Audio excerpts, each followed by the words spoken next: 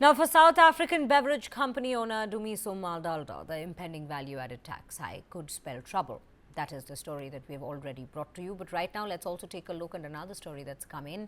A rally in technology stocks helped lift European shares on Monday after US President Donald Trump granted exclusions from steep China tariffs on smartphones and computers, providing markets a breather following weeks of sharp fluctuations. Let's take a look at this ground report to understand what exactly has gone down.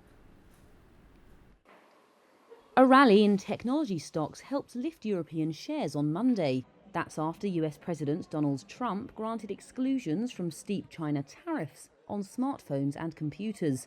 It provided markets a breather following weeks of sharp fluctuations. The pan-European stock 600 was up over 2% mid-morning after a third consecutive week in the red. Shares of chip-related companies Infineon, ASML and BE Semiconductor rose after Trump's Saturday announcement of these tariff exclusions. Trump said on Sunday that tariffs on semiconductors would be announced over the next week and that a decision on phones would be made, quote, soon. An analyst suggested this could mark the start of a, quote, negotiation phase on tariffs.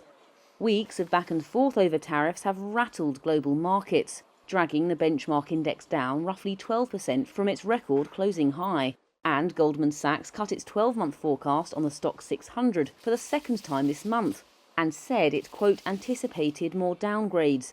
It cautioned that US tariffs and a stronger euro could hurt corporate Europe's earnings. The European Central Bank is set to hold its policy meeting on Thursday, with markets widely anticipating a 25 basis point rate cut.